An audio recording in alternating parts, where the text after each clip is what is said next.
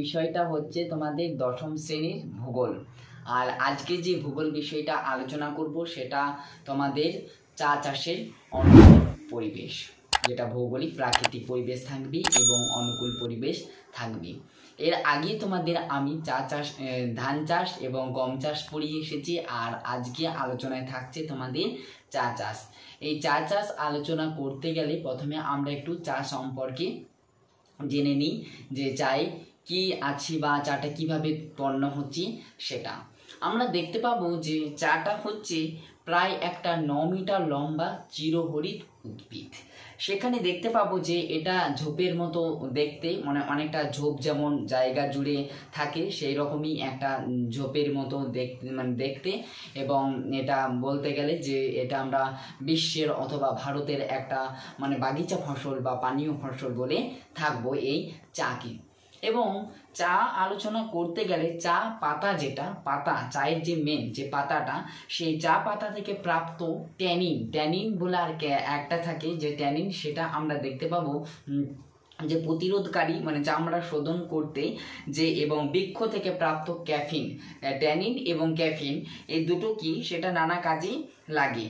এবং চাকে আমরা সোনালী তন্তু সোনালী যেটা পানীয় ফসল বলে থাকি। তবে এই চাকে আমরা সোনালী পানীয় ফসল বলবো কেন?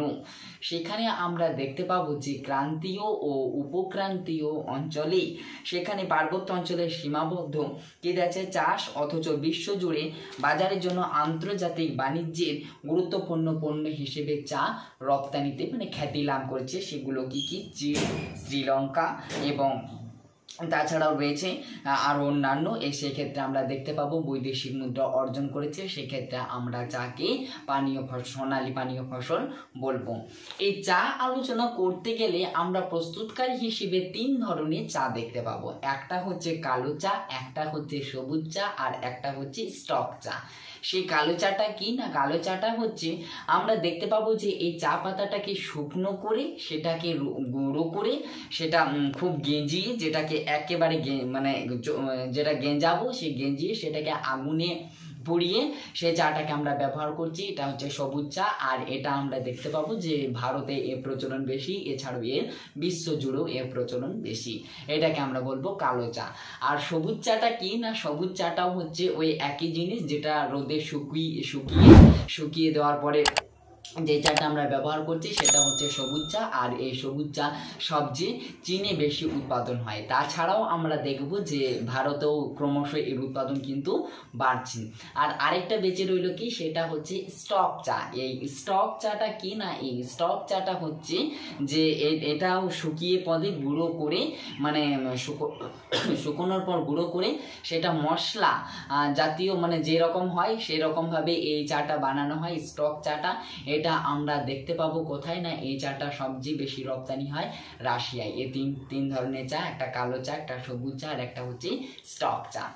এরপরে আমরা প্রবেশ করব যে চা চাষের অনুকূল এবং ভৌগোলিক পরিবেশ। এই চা চাষের অনুকূল ভৌগোলিক পরিবেশ বর্ণনা করতে গেলে দুটো পার্টই বর্ণনা করব। তোমাদের পরীক্ষার হলে সাধারণত প্রাকৃতিক পরিবেশ এসে থাকে। সেই প্রাকৃতিক পরিবেশটাকে আগে তুলে ধরি। প্রাকৃতিক পরিবেশ আলোচনা করতে হলে প্রথমে আমাদের তুলে ধরতে হবে জলবায়ু।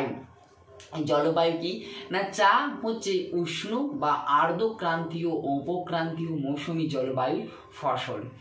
এবং আমরা দেখতে পাবো যে এর উষ্ণতা কত না, চা চাষের ক্ষেত্রে আমরা দেখতে পাবো একটা আদর্শ উষ্ণ আবহাওয়া প্রয়োজন। এবং সেখানে আমরা দেখতে পাবো শীতে 16 ডিগ্রি সেন্টিগ্রেড কম উষ্ণতা যদি হয়ে থাকে তাহলে সেক্ষেত্রে কিন্তু চা গাছের পক্ষে ক্ষতিকর। কিন্তু গ্রীষ্মে 27 ডিগ্রি সেন্টিগ্রেড যেটা হয় সেটা কিন্তু চা চাষের পক্ষে উপযোগী। এটা হলো উষ্ণতা। এবং উষ্ণতার পরে আমরা বৃষ্টিপাত দেখতে পাবো যে চা চিরহরিৎ। তবে বৃষ্টিপাতের ক্ষেত্রে আমরা দেখতে পাবো যে যদি প্রচুর বৃষ্টিপাত হয় বা প্রতিনিয়ত যদি বৃষ্টিপাত হয় সেক্ষেত্রে আমরা দেখতে পাবো কিন্তু চা গাছের গোড়ায় যে আগাছা থাকবে সেক্ষেত্রে কিন্তু ক্ষতি হতে পারে। সেক্ষেত্রে দেখতে পাবো প্রতি মাসে বৃষ্টিপাত চা চাষের পক্ষে তো খুবই উপকারী, প্রতি মাসেই একটা যথেষ্ট আদর্শের ক্ষেত্রে চা চাষ প্রয়োজন হয়। এরপর আর্দ্রতা কি না, চা চাষের ক্ষেত্রে আমরা দেখব যে উচ্চ আর্দ্রতা থাকা কিন্তু বাঞ্ছনীয়। সেক্ষেত্রে কীরকম না, এখানে আমরা দেখতে পাবো যে আর্দ্রতা, এছাড়াও আমরা দেখতে পাবো তুষারপাত, কুয়াশা ও শিশির।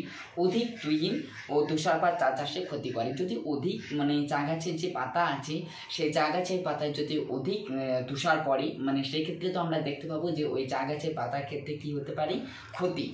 সেক্ষেত্রে একটানা 10 দিন তুষারপাত সহ্য করতে পারে, মানে তুষারপাত ও যদি একটানা 10 দিন পরে সেই একটানা 10 দিন কিন্তু তুষারপাতটা সহ্য করতে পারে।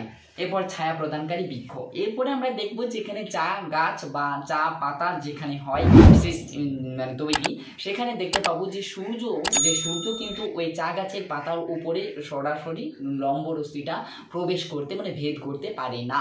কারণ কেন ভেদ করতে পারে না, সেখানে আমরা দেখতে পাবো যে ওই চা গাছের যে পাতাগুলো রয়েছে সেই চা গাছের পাতাগুলো আসলে বড় বড়, সেই কারণেই ওই সূর্যটা কিন্তু চা গাছের কাছে প্রবেশ মানে ভেদ করতে পারে না, সে কারণে কিন্তু চা গাছের পক্ষে খুব একটা ক্ষতিকর মানে ক্ষতি হয় না। এরপরে দেখতে পাবো যে মাটি, তাই আমরা ছায়া প্রদানকারী বৃক্ষ বলতে পারি। এরপরে দেখতে পাবো মাটি, সেটা হচ্ছে লোহা ও ম্যাঙ্গানিজ, যে লৌহ অক্সাইড যে এবং ম্যাঙ্গানিজ যে অক্সাইড, সেটার ক্ষেত্রে আমরা দোআঁশ মাটি আদর্শ। তাই জৈব পদার্থ সমৃদ্ধ অম্লধর্মী এবং পর্জল মাটি বা ফসফরাস ও পটাশ সমৃদ্ধ পার্বত্য মাটিতেও কিন্তু চা চাষ ভালো হয়। এবার জমি কীরকম দরকার না, এখানে পাহাড় বা পর্বতের পাদদেশ কেটেও কিন্তু এই চা চাষ করা যাবে। সেক্ষেত্রে কিন্তু বেশি জল দাঁড়ানো চলবে না। সেক্ষেত্রে প্রচুর বৃষ্টিপাতের জলে চা গাছ দাঁড়ানো, মানে যদি প্রচুর মানে বৃষ্টিপাত হয় সেই চা গাছের গোড়ায় যদি জল দাঁড়ায় তাহলে সেটা কিন্তু অত্যন্ত ক্ষতিকর। আর পর্বত বা পাহাড়ের পাদদেশে যে ঢাল কেটে সেখানে কিন্তু চা চাষ করা হয়। এরপরে আমরা চলে যাব যে অর্থনৈতিক, জমি ওই রকমই, এবং এছাড়াও আমরা চলে যাব অর্থনৈতিক পরিবেশ। অর্থনৈতিক পরিবেশটা কিছু বর্ণনা করার নেই। অর্থনৈতিক পরিবেশ যেমন গম ধান বর্ণনা করে এসেছি, সেরকম চা চাষেরও অর্থনৈতিক পরিবেশ বর্ণনা করব। এই অর্থনৈতিক পরিবেশ বর্ণনা করতে হলে আমরা জানি যে এখানে মূলধন থাকবে। তো মূলধন কীরকম, এই চা চাষ কিন্তু অত্যন্ত শ্রম নির্ভর একটা মূলধন। আর এই চা চাষ করতে গেলে দু ধরনের যেটা আমরা শ্রমিক পর্যাপ্ত সংখ্যায় প্রয়োজন হয়। একটা আছে যে দুটি কচি পাতা এবং যেটা একটা কুড়ি সঠিকভাবে চয়ন করে, মানে যেগুলো মানে চা গাছের ক্ষেত্রে কাজের ক্ষেত্রে সাহায্য করে, সেক্ষেত্রে কিন্তু শিশু ও মহিলারা করে একটা। এবং দ্বিতীয় যেটা কি, সেটা আমরা দেখতে পাবো যে বাগিচা তৈরি, চা গাছ রোপণ, সেগুলাকে পরিচর্যা করা, এইগুলোর ক্ষেত্রে কিন্তু পুরুষদের ক্ষেত্রে মানে এটা পুরুষদের কাজ যেটা। তারপরে আমরা দেখতে পাবো যে মূলধন কি না, বিপুল অর্থলগ্নি করে বাগান তৈরি করে গাছ রোপণের পর প্রথম কয়েক বছর চা পাতা পাওয়া যায় না। এই সময় বাগান পরিচর্যা, শ্রমিক মজুরি, সার কীটনাশক প্রয়োগ এবং পরে চা প্রক্রিয়াকরণ ও বিপণনে প্রচুর মূলধন বিনিয়োগ প্রয়োজন হয়।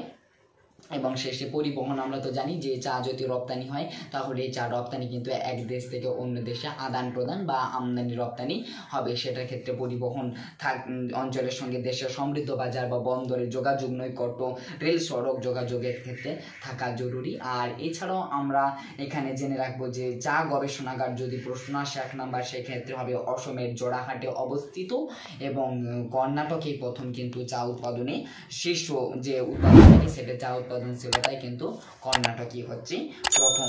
এটা ছিল তোমাদের চা উৎপাদনের মানে চা চাষের একটা ভৌগোলিক পরিবেশ। যদি ভিডিওটা ভালো লাগে তাহলে বন্ধুদের মাঝে শেয়ার করে দাও। আর যদি চ্যানেলে নতুন হয়ে থাকে তাহলে বেল আইকন প্রেস করে চ্যানেলটাকে সাবস্ক্রাইব করতে ভুলো না, তৎক্ষণাৎ আরও নতুন ভিডিওতে আসছি।